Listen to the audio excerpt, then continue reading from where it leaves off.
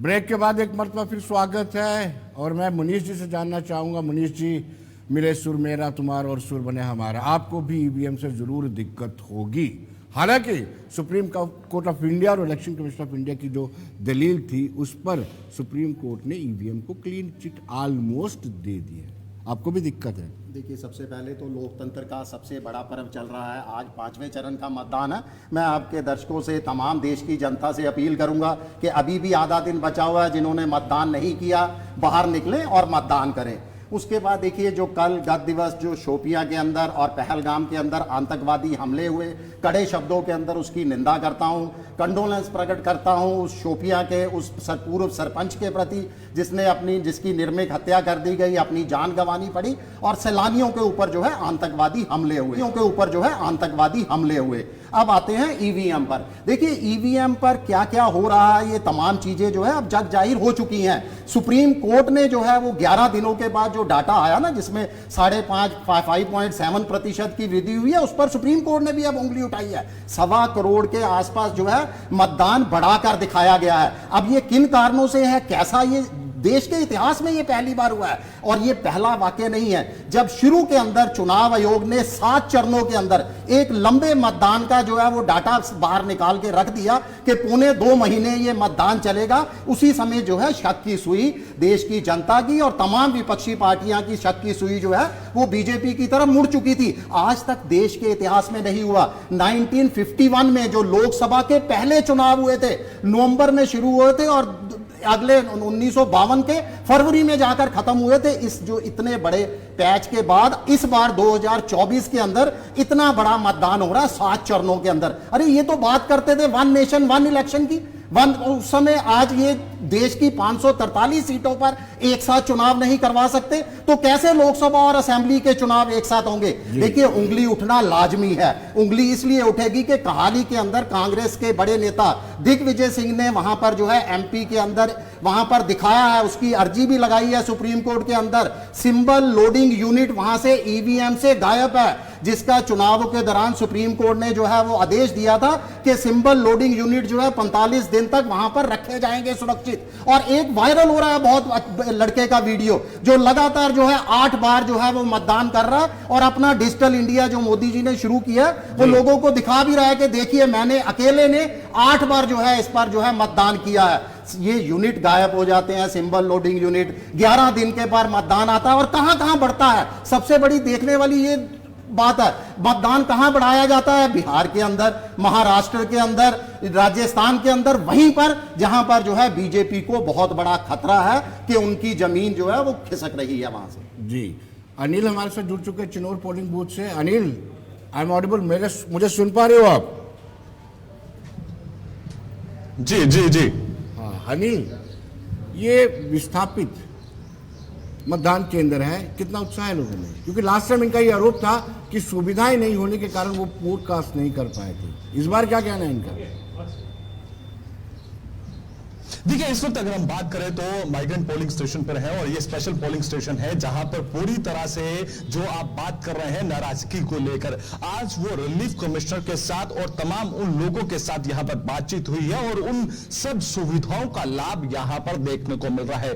चाहे वो यहां पर टेंट की सुविधा हो, पानी की सुविधा हो, और या चाहे व्हील चेयर्स की बात करते हैं, वो हर एक सुविधा यहां पर देखने को मिल रही है। और यहां पर लगातार सुबह से ही काफी ज्यादा तादाद में वोटर देखने को मिला है, चाहे वो 90 वर्ष का वोटर क्यों ना हो, या फिर इसी के साथ साथ अगर हम बात करते हैं आतंकी हमले में शहीद हुए राहुल भट्ट की बात करते हैं, उनका परिवार भी यहां पर वोट करने पहुंचा था और वोट करते समय उन्होंने गुलिस्तान से बातचीत करते हुए एक्सक्लूसिवली ये कहा कि उन्होंने कहा कि ये आतंकवाद पर चोट लगाने के लिए ये वोट किया जा रहा है और ये उम्मीद है कि आने वाली जो सरकार होगी वो कश्मीर से आतंकवाद को खत्म करेगी और आतंकवाद के साथ साथ कश्मीरी पंडित का जो सपना है घर वापसी का, उस सपने को भी पूरा करेगी। और जो व्यवस्थाओं का मैं जिक्र करूंगा, आप ठीक वो व्यवस्थाएं भी यहां पर देखेंगे, चाहे वो सिक्योरिटी की बात करूं, चाहे वो यहां पर पानी की व्यवस्था की बात करूं, या फिर हर एक वो लाभ यहां पर वो स्टेशन पर देखने को मिल रहा है। इससे पहले जो तस्वीरें थी वो लंबी कतारें थी,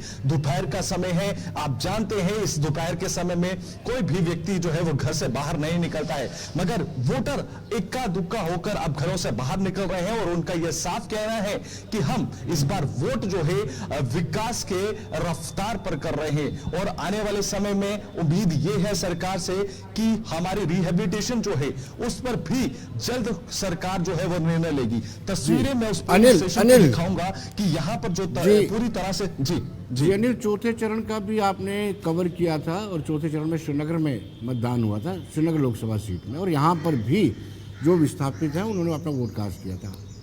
चौथे चरण और पांचवें चरण में क्या अंतर देख रहे हैं आप? क्योंकि लास्ट टाइम थोड़ा सा उत्साह कम था इसलिए कि वहाँ पर सुविधाएं नहीं थी। एम फॉर्म तो कर दिया है निजात, लेकिन कहीं ना कहीं नाराजगी जरूर थी। आज क्या लगता है पांचवें चरण में?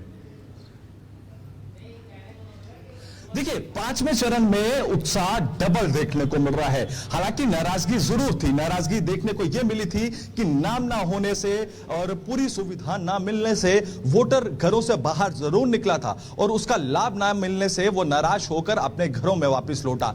मगर जो सुबह से ही हम 7 बजे से देख रहे हैं कि 7 बजे से पहले ही यहां पर वोटर पहुंच चुके थे और इंतजार कर रहे थे कि टीमें यहां पर जब दरवाजा ओपन होगा और जमकर भारी तादाद में वोटिंग होगी, उसी का एक पूरी तरह से हमें वो तस्वीर भी दिखी है और उसका आनंद भी यहां पर देखने को मिला है।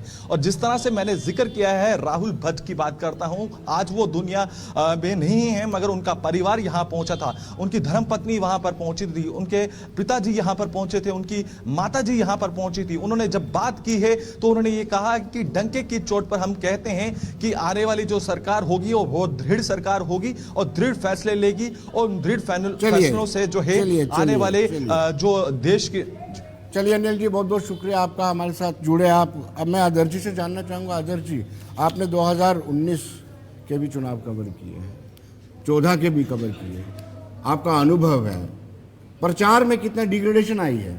सबसे पहले मैं अनिल जी की बात में थोड़ा सा कहना चाहता हूँ जी कि बारामूला के जो चुनाव हो रहे हैं इस वक्त जो हम सीट के लिए और श्रीनगर की सीट के लिए दोनों में बड़ा अंतर है। जो जोश जो है ना बारामूला के चुनावों में है, श्रीनगर के चुनावों में नहीं था। शायद ये लग रहा है कि वीआईपी सीट है क्योंकि उमर अब्दुल्ला भी वहाँ से खड़े हैं और बहुत बड़ा एक सपोर्ट भी है भारतीय जनता पार्टी को। दूसरे जो कैंडिडेट उनके खड़े, सजाद लोन खड़े हैं, उनको जिताने के लिए खड़े हैं, इसलिए बहुत ज़्यादा वोटिंग जो परसेंटेज है यहाँ की बढ़ने के चांसेस ज़्यादा है। यहाँ तक बात आपने कही प्रचार की बात की, 2014 में भारतीय जनता पार्टी जिस तरह से उसने प्रचार किया, अब हर एक आदमी प्रधानमंत्री नरेंद्र मोदी को बड़ी अच्छी तरह से सुनता था, सुनना चाहता था, चेंज लाना चाहता है। 19 में भी यहाँ तक ठीक रहा जब चीज़ें, लेकिन आहिस्ता आहिस्ता जब हमने पिछली बार भी डिस्कशन की कि पहले चरण में, दूसरे चरण में, तीसरे चरण में, हर चरणों के बाद चुनावों में इतनी तब्दीली आती गई। कोई भी पार्टी है, किसी ने किसी का लिहाज नहीं किया, कोई मर्यादा कहीं नहीं छोड़ी, कोई चीज़ को। मतलब ये नहीं कह रहा मैं कि भारतीय जनता पार्टी ने अगर कोई बात कही है, मंगलसूत्र पे आ गए या भैंसों पे बात कही है, तो क्या कांग्रेस ने कहीं लिहाज किया हो? उसने भी कहीं कोई बात नहीं छोड़ी हो, या कोई दूसरी पार्टी है उसने भी कोई लिहाज नहीं किया हो। मतलब हम कह सकते हैं कि इन चुनावों में जो स्तर था प्रचार का, मुद्दों के ऊपर बात नहीं हुई, मुद्दों से हटकर बात हुई। आज भी का आप बात करोगे, किसी के साथ लाइन में खड़ा है, वो क्या चाहता है? नौकरी चाहता है, एम्प्लॉयमेंट चाहता है, खाना चाहता है, रोटी चाहता है, लेकिन बात उस पर नहीं आ रही है। दोनों पार्टियां इस वक्त, दोनों पार्टियां हम कहते मिलके, दोनों पार्टियां मुद्दों पे चुनाव नहीं लड़ रही, मुद्दों से हट के चुनाव लड़ रही हैं। चलिए अभिजीत जी, आप हमें ये बताइए, इतनी मजबूरी क्या आ गई? एक तरफ आप कहते हैं कि 10 साल यानी एक डेकेड, एक दशक का कार्यकाल सफल, G20 के आयोजन सफल और कितना सारा सफल, लेकिन उसके बावजूद अब आप मंगलसूत्र भैंसों की बात करते हैं। आप कहते हैं कि अगर सरकार कांग्रेस की आ जाती है तो वो बुलडोजर चला देंगे। आप बाबरी ताले की बात करते हैं। कहां तक, इतना क्यों डिग्रेड हो जाएंगे आप? देखिए विनोद जी, ऐसा है कि देश जहां तक, अगर आपको याद होगा कि 2014 में जब यूपीए 2004 में जब यूपीए 1 के हाथ में सत्ता सौंपी गई थी, उस समय अटल बिहारी वाजपेयी जी की गवर्नमेंट थी। जब सौंपी गई तो उस समय 7% से शायद एग्रीकल्चर सेक्टर, 8% से इकोनॉमी और 9% से इंडस्ट्रीज, कुछ इधर उधर हो सकता है, लेकिन इतनी परसेंटेज की ग्रोथ थी। और आने वाले 4-5 सालों के अंदर डबल डेट की इन्फ्लेशन जो कि मुझे लगता है रिकॉर्ड इन्फ्लेशन थी, जो इन्हीं कर दिखा दी आपके यूपीए 1 और यूपीए 2 में। बैंकों का ये हाल हो गया कि हिंदुस्तान में अगर कोई काम कर रहे तो केवल और केवल ब्लड बैंक काम कर रहे थे, बाकी बैंकों का उन्होंने वो हाल कर दिया था। अब 10 साल के अंदर जो कर दिखाया, देश को 11वें नंबर से 5वें नंबर की अर्थव्यवस्था बनकर दिखाया। रिटर्न ऑन इन्वेस्टमेंट अगर थी 8.48 से 12.35 के ऊपर आई। नेशनल हाईवे जो रोज की 12 किलोमीटर बनती थी अब 28 किलोमीटर बनती है। इसके अलावा देखिए एयरपोर्ट 74 थे, 150 एयरपोर्ट बन गए, मेडिकल कॉलेज। हम तो सब आंकड़े दिखाए इनको, वो सारी दुनिया ने कही। लेकिन बात यह आती है कि कांग्रेस ने क्या किया इसके अंदर। कांग्रेस ने यही कोशिश की कि कहीं पर देश ये ना जाने कि 10 साल से देश कहां से कहां पहुंच गया। इसीलिए कांग्रेस ने इसके अंदर ये नई चीजें ऐड करने की कोशिश की कि देश का ध्यान भड़काया जाए, इससे देश को अलग रखा जाए। तभी इन्होंने अपनी ये सारी की सारी अपने चीजों के अंदर, अपने मैनिफेस्टो के अंदर चीजें लाकर रख दी। आज देश को डराने का काम कौन कर रही है? कांग्रेस कर रही है। और पर्टिकुलरली धर्म के नाम पे राजनीति करते हुए जो ये काम कर रहे हैं, जिसके कारण मुझे लगता है लोगों का आरक्षण भी आज खतरे में है, तो हमें लगता है कि दायित्व यही बनता है कि कहीं एक और कोई हिस्सा ना हिंदुस्तान का ये कर दे। यही कांग्रेस है जो कहती थी साउथ इंडिया भी अलग कर दो। इन्होंने कहा था ना दक्षिण भारत अलग हो जाना चाहिए। अरे ये कांग्रेस टुकड़े करने पर आई हुई है, और टुकड़े गैंग का जो लीडर है उसको उन्होंने दिल्ली से खड़ा किया हुआ है। तो क्या लोगों को बचाना नहीं है? क्या आज हिंदुस्तान की एकता अखंडता क्या खतरे में नहीं है? ऐसे टाइम में मुझे लगता है, क्योंकि हाथ कंगन को आरसी का लोगों ने सारे आंकड़े देख लिए कि आप देखिए मेडिकल कॉलेजेस 397 के करीब थे आजादी से लेकर आज तक, और आज 800 के करीब पहुंच गए। हर एक चीज के जो आंकड़े देकर हम इनके साथ बात करते हैं तो कांग्रेस के पेट में दर्द होता है। इसीलिए कांग्रेस क्या करती है, लोगों को इधर उधर भटकाने की कोशिश करती है। और आज इतना बड़ा गठबंधन बनाने के बाद इंडिया अलायंस के अंदर अपनी सोच वाले, देश को तोड़ने वाली सोच वाले, मार्क्सिस्ट सोच वाले लोगों को अपने साथ रखने के बाद भी जब कांग्रेस को पता लग रहा है कि हम 40 से आगे नहीं जाएंगे, जब कांग्रेस को पता लग रहा है कि इस बार भी 10% का आंकड़ा नहीं होगा और इस बार भी कोई लीडर ऑफ अपोजिशन नहीं होने वाला है, तो कांग्रेस इस तरह की राजनीति करेगी। और मैं समझ सकता हूं मदद तो पार से भी आ रही है, मदद तो पार से भी आ रही है। आपके सामने फवाद चौधरी यहां से बोल रहे हैं राहुल गांधी जी को बनाए हमारा प्रधानमंत्री, हिंदुस्तान का प्रधानमंत्री बनाए, हमें सूट करता है। आज पाकिस्तान से भी इनके लिए अगर वहां से भी अगर इनके लिए कैंपेनिंग की जा रही है, क्या देश को खतरा नहीं है? क्या देश को बताना नहीं चाहिए कि कांग्रेस की नीति क्या है? इसलिए मुझे लगता है कि जो कुछ भी किया जा रहा है पब्लिक को अवेयर करने के लिए हमने अपना काम कर दिया। 10 साल के आंकड़े लोगों के सामने लोग जानते हैं, लेकिन कांग्रेस की इस राजनीति के अंदर जिस तरह से 60-70 साल देश ने सफर किया है, फिर से देश ना फंस जाए इसके अंदर। इसीलिए मुझे लगता है अवेयरनेस बहुत जरूरी है। हम मानते हैं 10 सालों में जो कुछ आपने आंकड़े गिन के दिखाए हैं, जो कुछ दिखाया सब कुछ हुआ है, फिर भी आप क्यों नहीं इन आंकड़ों के आधार पर प्रचार करते हैं? कांग्रेस जब है ही कुछ नहीं, किया ही कुछ नहीं, फिर आपके सामने कांग्रेस एक बहुत बड़ा टारगेट क्यों बन के रह गया है? चलिए कांग्रेस से जानना चाहते हैं। जगदीप जी आप मुझे बताइए कि क्या जरूरत थी मणिशंकर अय्यर को ये कहने की पाकिस्तान का सम्मान करना चाहिए, रिस्पेक्ट करनी चाहिए, उसके पास परमाणु है। क्या जरूरत थी नाना पटोले को ये कहने की कि शुद्धिकरण किया जाएगा, अगर सत्ता में कांग्रेस चाहती है तो मंदिर का शुद्धिकरण किया जाएगा? उदयनिधि स्टीलेन या प्रियांक की बात करें, वो कहते हैं कि ये जो सनातन है ये मलेरिया और डेंगू जैसा है। आप खुद मौका देते हैं भारतीय जनता पार्टी को, तब भारतीय जनता पार्टी मजहब की बात करती है। Vinod ji, I just would like to seek at least a span of period so that I can explicate what I would like to be. Initially, मैं वरिष्ठ पत्रकार जो हमारे साथी हैं आज, मैं इनसे विनयपूर्वक ये कहते हुए ये कहना चाहूँगा जी कि मैं आपकी बात से कतई सहमत नहीं। किस बात से? मैं बिल्कुल आ रहा हूँ उसमें। जैसे इन्होंने कहा कि जो जहरीले बयान है वो दो तरफा है, और इन्होंने ये कहा कि किसी भी पार्टी ने कोई कोर कसर नहीं छोड़ी। तो मैं बता दूं कि जैसे ये भी इन्होंने कहा कि चुनाव जो है वो बुनियादी मुद्दों पर नहीं लड़ा जा रहा। I am quite stunned while hearing it, क्योंकि अगर आप कांग्रेस का घोषणा पत्र देखेंगे तो बेरोजगारी से लेकर भ्रष्टाचार तक और इसके साथ साथ गरीबी, कुपोषण जैसे मुद्दों को हमने तरजीह दी है, और हमने बात की है लोगों के उन तमाम मसले मिसाइलों की जो प्रत्यक्ष अथवा परोक्ष रूप से लोगों से जुड़े हैं। घोषणा पत्र, आपके घोषणा पत्र आज तक किसी पॉलिटिकल पार्टी के बता दो मुझे इसने ठीक नहीं लिखा, गलत लिखा है। कोई भी ऐसी पॉलिटिकल पार्टी का नाम ले लो जिसने लोगों के हित के लिए घोषणा पत्र नहीं लिखा। घोषणा पत्र सबके कागजों में दब के रह जाते हैं, जब आप स्टेज पे खड़े होते हैं घोषणा पत्र भूल जाते हैं। मैं चाहूंगा कि आप मुझे अपनी बात रखने दें, उसके बाद आप बात रखें, वरिष्ठ पत्रकार हैं।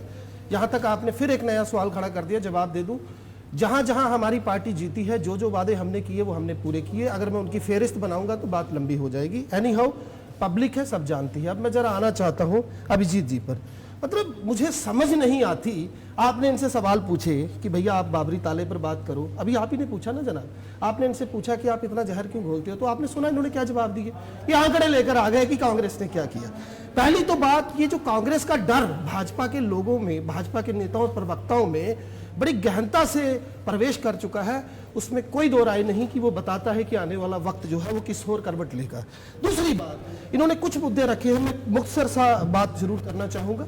पहली तो बात ये फवाद अली का, जिसे कि मुझे लगता है लोग बकवाद अली के नाम से ज़्यादा बेहतर जानते हैं, उसका हवाला देकर राहुल जी को घेर रहे हैं। तो मैं आपसे पूछना चाहता हूं कि जनाब, जब इस देश के बुद्धिजीवियों ने माननीय प्रधानमंत्री नरेंद्र मोदी और राहुल गांधी जी को पत्र लिखकर यह कहा कि भैया अमेरिका जो दुनिया की सबसे बड़ी डेमोक्रेसी है, वहां पर रिपब्लिकन और डेमोक्रेट्स के कैंडिडेट बैठते हैं, प्रेसिडेंशियल कैंडिडेट, और 70% आबादी वहां की, क्योंकि मैं खुद इसको व्यक्तिगत तौर पर भी जानता हूं, तो 70% आबादी उस इंटरव्यू के बाद, उस डिस्कशन के बाद तय करती है किसको वोट देना है। तो क्यों नहीं आ जाते हमारे मोदी जी इस डिबेट में हिस्सा लेने के लिए?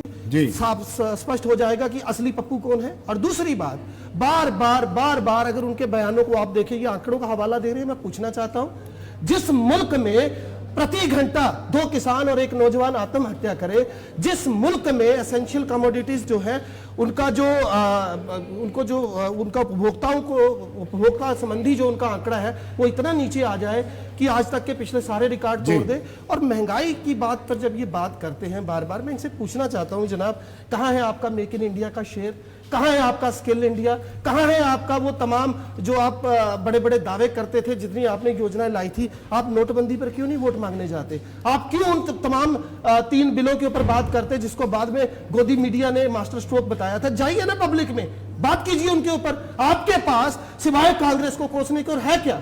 आपने पिछले 10 सालों में किया क्या जिसकी आप बात करेंगे? और मोदी जी के ऊपर मैं 2 मिनट लूंगा।